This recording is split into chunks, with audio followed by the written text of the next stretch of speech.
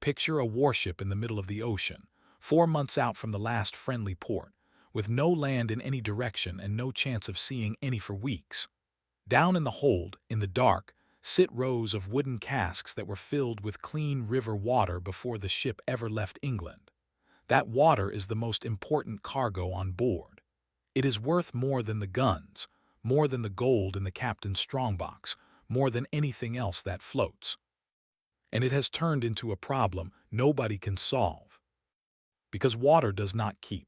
Sealed inside a wooden barrel for weeks on end in the damp below-decks heat, fresh water goes through a slow and disgusting transformation. First it grows cloudy, then it grows a skin, then it turns green, develops a smell that can clear a compartment, and fills with living things you can see moving if you hold a lantern close enough. By the 3rd month at sea, the water in those barrels is a thick, stinking soup that a dying man would hesitate to drink. And men are dying. They are dying of thirst a few feet away from full casks they cannot bring themselves to swallow. Their gums are bleeding and their teeth are loosening, and old wounds that healed years ago are splitting open again, because something in the salt beef and biscuit diet of a long voyage is quietly killing them from the inside. The discipline that held the crew together in the first weeks is fraying now into sullen silence, then muttering, then the kind of looks between men that captains learn to fear more than any enemy fleet. This was the real war at sea, and almost nobody fought it with cannon.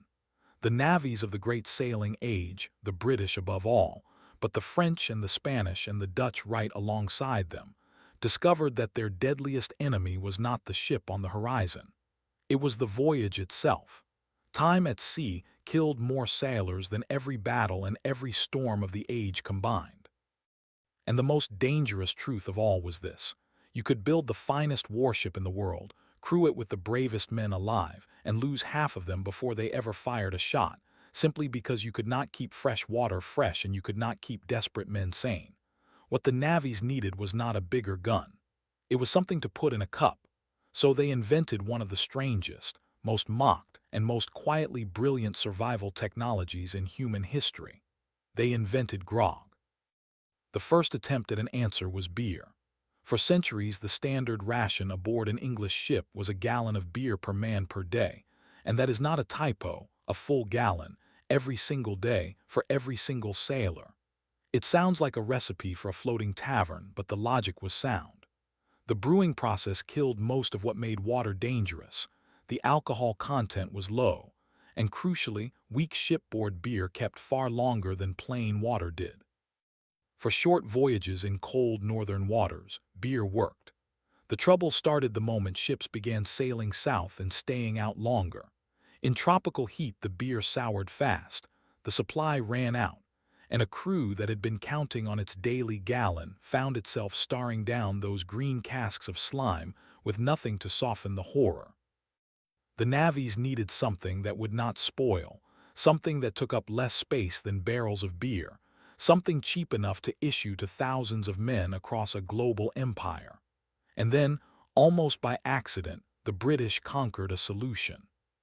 In 1655, an English expedition seized the island of Jamaica from Spain, and with Jamaica came sugar, and with sugar came rum. The Caribbean was suddenly awash in cheap, potent, locally distilled spirit, and it did not spoil. A cask of rum sealed in the hold would be just as good a year later as the day it was loaded, and a small amount of it went a very long way. The Royal Navy looked at this and made the obvious decision. Out went the beer. In came rum. The daily ration became half a pint of neat spirit per man, and the immediate result was chaos. Because half a pint of strong, undiluted rum, handed to a sailor all at once, does not produce a relaxed and contented crew. It produces a crew that cannot climb the rigging, cannot aim a cannon, cannot stand a watch, and occasionally falls off the ship entirely. The Navy had traded one killer for another. The foul water still threatened the men who refused to drink the rum, and the rum itself threatened everyone who did. The fix had become the problem. The man who solved it was an admiral named Edward Vernon, and he solved it in 1740 with an order so simple it is almost insulting that nobody had formalized it sooner. Vernon commanded the West Indies station, and he was sick of watching his crews drink themselves useless. So he issued a written order to his captains. The daily half-pint of rum was no longer to be handed out neat. It was to be mixed with a quart of water, roughly 4 parts water to 1 part rum, and served in 2 separate issues, one before noon and one in the evening. Diluting it stretched it. Splitting it into 2 servings meant a man could not save up his ration and drink it all at once to get savagely drunk. And mixing it with the ship's foul water did something nobody fully appreciated at the time. The rum killed some of what was living in that water and masked the rest, making the undrinkable suddenly drinkable. Vernon had a nickname among his men. He was fond of a coat made of a coarse fabric called grogram, and behind his back the sailors called him Old Grog. When his watered-down rum became the standard issue, the men named it after the admiral who forced it on them. They called it grog. It looked, to an outsider, like nothing more than weak booze for working men. It was actually one of the most effective pieces of crew management ever devised. Over the following decades, grog stopped being a casual mixture and became an institution, codified down to the ounce and wrapped in ritual. The dilution was standardized. The 2 daily issues were fixed into the rhythm of shipboard life. Sugar was stirred in to make it palatable, and then someone added a splash of lemon or lime juice, partly for the taste and partly, as it turned out, for reasons far more important than taste. The moment of issue was announced by the shrill call of the boatswain's pipe sounding "up spirits," a sound that could lift the mood of an entire ship in an instant. A great wooden tub was brought up, often banded in polished brass and carved with the name of the reigning monarch, and the rum was measured out into it, and then ladled into each man's cup under the watchful eye of an officer who made very sure nobody got more than his due. What had begun as one grumpy admiral's practical workaround had grown into the beating heart of life at sea, and the world that Grog sailed into needed that heart more than anyone wanted to admit. To understand why, you have to understand what a long voyage in the age of sail actually was. These were not journeys of days or weeks. A ship bound for the East Indies or the Pacific might be gone for 2 years, 3 years, sometimes longer, crossing oceans where months could pass without sighting land. There was no refrigeration.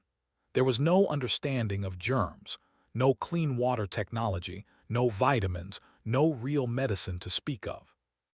There were a few hundred men packed into a damp wooden box the length of a tennis court, eating salt beef that had been in the barrel for years and hard biscuit that came with its own population of weevils. It was, in every sense, a perfect machine for breeding disease, and the disease it bred best was scurvy. We know now that scurvy is simply a lack of vitamin C, a nutrient the human body cannot store for long and cannot make on its own. They did not know that then. All they knew was that after a couple of months at sea, men began to weaken, their gums rotted, their old scars reopened, their teeth fell out, and eventually they died, and that scurvy, this invisible, creeping horror, killed more sailors than enemy fire, shipwreck, and storms put together. Whole expeditions were gutted by it. Some ships limped home with barely enough surviving crew to work the sails. And alongside scurvy came thirst, and exhaustion, and a grinding, hopeless despair that turned disciplined crews into powder kegs. A miserable crew is a mutinous crew. A man who believes he is going to die anyway has very little reason to obey. Now look at the problem the way an admiral had to look at it, and the genius of grog becomes obvious. You cannot store fresh water at sea because it rots. You cannot keep men hydrated on rotted water without sickening them. You cannot keep them healthy on a diet of salt and biscuit because something in that diet is killing them and you do not yet know what. And you cannot keep them sane and obedient through years of darkness and danger and monotony without giving them something, some small daily mercy to look forward to. There is no single invention that fixes all of that. There is no machine, no medicine, no piece of equipment in the entire 18th century that addresses thirst and disease and discipline and morale at the same time, except for 1 cup of watered rum, sweetened with sugar and brightened with citrus, handed to every man twice a day. The rum made the foul water drinkable and provided a measure of safe hydration. The citrus, quite by accident at first, fought the scurvy. The two fixed issues imposed a rhythm on shapeless days and gave the crew a shared moment of relief. And the simple fact of being given something, of being looked after in some small way, did more for discipline than any flogging ever could. One cheap, mocked, watered-down cup of spirit was quietly defeating 4 separate killers at once. The men who drank it had no idea. They just knew that grog made the unbearable a little more bearable, and that was enough. The citrus part is worth stopping on, because it produced one of the great medical victories of the age, and it has a hero with a name.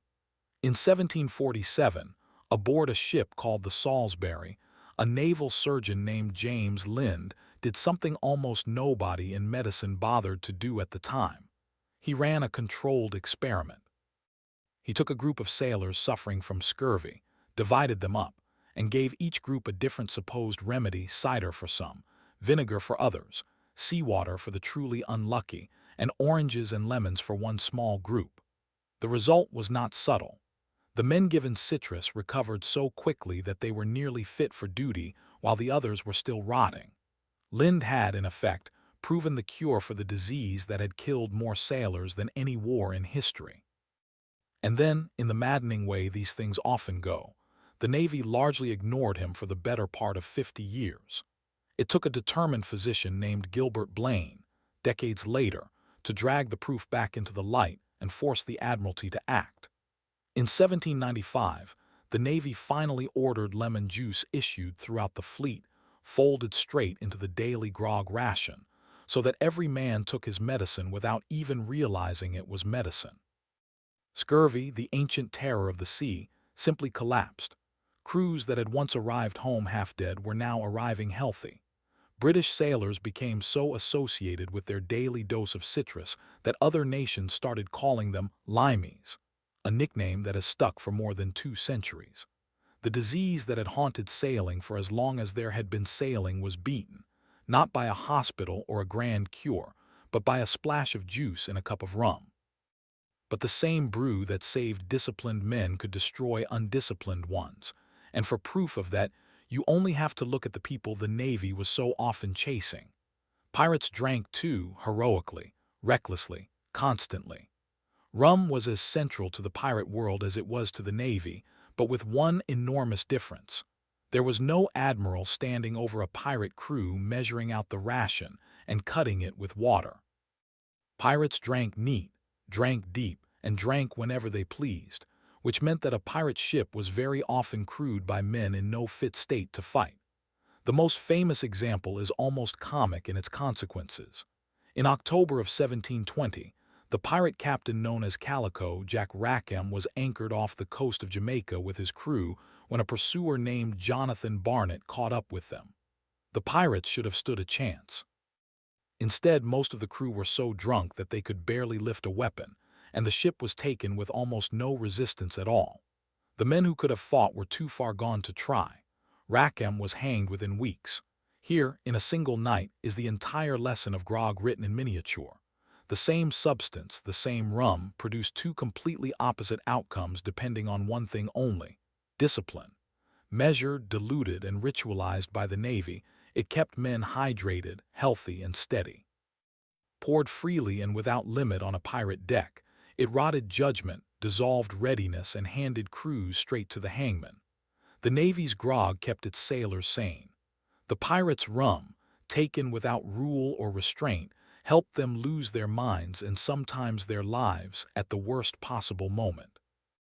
You might think that a system this successful would simply have been left alone. It was not. The very moment the Navy began to change, grog came under attack, and it kept coming under attack for the better part of a century. As the 1800s wore on and sail gave way to steam, the warship transformed into a place full of boilers, heavy machinery, and increasingly complex guns, and the idea of issuing every man a daily dose of strong spirit began to look less like a sensible morale measure and more like a serious hazard. A drunk man in the rigging of a sailing ship was a danger to himself. A drunk man near a high-pressure steam boiler or a complicated breech-loading gun was a danger to everyone. At the same time, the great temperance movements of the era were preaching against alcohol of every kind, and reformers inside and outside the Navy began arguing that the rum ration was wasteful, dangerous, immoral, and overdue for abolition. So it was cut. In 1824, the daily ration was halved. Around 1850, a special committee halved it again and stopped issuing spirits to the youngest sailors altogether. In 1881, the officers lost their entitlement to it completely. Every few decades, someone in authority stood up, declared that grog had outlived its usefulness, and predicted its imminent end. And every few decades, grog survived. It shrank, it adapted, it endured, because, for all the very good arguments against it, nobody could quite bring themselves to take away the one daily ritual that the lower deck loved more than almost anything else in their hard lives. The reformers kept trying to kill it. It kept refusing to die. Part of why it refused to die is that by its peak the daily tot had become something far larger than the rum inside the cup. It was the soul of shipboard life, an entire culture compressed into a few minutes a day. When the bosun's pipe sang out up spirits, the whole rhythm of the ship bent toward that moment. The great rum tub was brought up on deck, gleaming and banded and carved with the monarch's name, and the measuring and the pouring became a small daily ceremony performed under the careful eye of an officer, and a petty officer who counted every man and every measure. Around this ritual grew an entire unwritten economy, a currency more trusted than coin. A mouthful of another man's rum was a unit of exchange, and it came in carefully understood denominations. Sippers was a small, polite sip offered as thanks for a favor, while gulpers was a far more generous swallow that you gave only to repay a real debt or a real kindness. Birthdays were celebrated in rum. Favors were bought in rum. Friendships were sealed and arguments settled over the tub. For a few minutes each day, in a world ruled by brutal hierarchy and savage punishment, the hard edges of rank softened just slightly, and a few hundred individuals became, briefly, a crew. That is what the reformers were really up against. They thought they were arguing about alcohol. They were actually arguing about the one thread of warmth and belonging in a life that offered almost none. No wonder it took them so long to win. And here, if you step back far enough, you can see the pattern that runs through this entire story, a pattern that turns out to be much bigger than rum. A problem appears that has no clean solution. Fresh water cannot be kept. Men cannot be kept healthy on the food available. Discipline and morale cannot be maintained across years of darkness and danger. There is no single grand invention waiting to fix any of it, let alone all of it at once. And the answer, when it finally comes, is not a triumph of engineering or a breakthrough of science. It is one humble, almost embarrassing little ritual, a cup of watered rum, that quietly addresses every one of those problems at the same time, and then becomes so woven into the culture that it cannot be removed without a fight. This is how human beings so often actually solve their hardest problems. Not by conquering them outright, but by outstubborning them with a workaround clever enough and durable enough that, given time, it stops being a workaround at all and simply becomes the way things are done. The grog ration was not a victory over the sea. It was a truce with the sea, renewed one cup at a time, for more than 200 years. The truce finally ended on the 31st of July, 1970, a day the Royal Navy remembers as Black Tot Day. After more than 2 centuries, the Admiralty decided that the modern Navy, full of complex weapons, delicate electronics, and machinery that left no room for error, simply could not justify sending sailors to their duties with rum in their blood. The decision was sound. It was also heartbreaking to the men it affected. On that last day, across the fleet, sailors marked the death of the ration with the full theatrical grief it deserved. Some wore black armbands. Some staged mock funerals, complete with coffins and solemn processions, burying the tot at sea with all the ceremony of a fallen comrade. The final tots were poured, raised, and drunk, and then the great tubs were put away for good. But here is the thing about a ritual that has solved a real human need for 200 years. You can end the practice, but you cannot kill the instinct behind it. To this day, the British monarch retains the right to order splice the main brace, a ceremonial issue of rum to the entire fleet to mark a great occasion, a living echo of the old ration kept alive for the rarest of celebrations. And far beyond any ceremony, the real work of grog never stopped at all. It simply changed uniforms. Modern navies pour enormous scientific effort into exactly the problems Vernon's cup once addressed: hydration, nutrition, and the morale of men and women confined far from home. Only now the rum has been replaced by engineered rations, vitamin supplements, water purification systems, and carefully studied routines designed to keep crews steady. The spirit, you might say, lives on without the spirits. Because the enemy grog was invented to fight never actually went anywhere. The killers that stalked those old wooden ships, dehydration, malnutrition, sickness, and the slow despair of being trapped far from everything you love, are exactly the same killers that threaten anyone today who travels too far from resupply for too long. They stalk the polar explorer hauling a sled across a frozen waste. They stalk the submarine crew on a months-long patrol, sealed inside a steel tube beneath the sea with no sunlight and no sky. They stalk the astronauts who will one day spend years in a capsule on the way to another planet, facing the precise combination of bad water, limited food, physical decay, and crushing isolation that nearly destroyed every long voyage in the age of sail. And every one of those people relies on some direct descendant of grog, an engineered ration, carefully designed not just to keep the body alive, but to keep the mind from cracking under the weight of the journey. The specifics have changed beyond all recognition. The freeze-dried meal of an astronaut shares nothing, on the surface, with a cup of rum and lime juice ladled out of a brass-bound tub in 1740. But underneath, the problem is identical, and so is the human instinct that answers it. Centuries after old Grog issued his grumpy little order in the West Indies, human beings are still facing the same four enemies, and still reaching, in the end, for the same kind of answer. There is something almost poetic about that when you sit with it. A brew that was mocked for centuries as nothing more than a sailor's vice, the punchline of 1,000 jokes about drunken seamen, turns out, on closer inspection, to have been one of the most successful survival technologies ever fielded by any organization in human history. It outlasted wooden ships and iron ones. It outlasted sail and steam alike.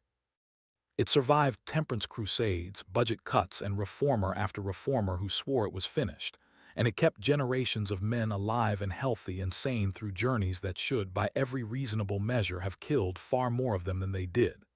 The ingredients changed, the ships changed, the science changed, the whole world changed around it. The mission never changed at all. Keep the body alive, keep the mind steady, keep the crew together long enough to bring them home. That was the job of a cup of grog in 1740, and in every form it has taken since, that is still the job today. It may not be the proudest chapter in the long history of the Navy. There are no glorious battles in it, no famous victories, no monuments. But it may very well be one of the most quietly brilliant things human beings ever thought to do with a barrel of rum, and a problem they could not otherwise solve. So tell me, which part of the grog story surprised you the most? Was it the green slime in the water casks, the controlled experiment that beat scurvy decades before anyone listened, or the sailors holding funerals for a cup of rum in 1970? Drop it in the comments, because I genuinely want to know. Hit subscribe so you don't miss the next deep dive into the strange, overlooked inventions that quietly shape the world. And if you think a humble cup of watered-down rum deserves a little more credit than history ever gave it, do me a favor and smash that like button on your way out.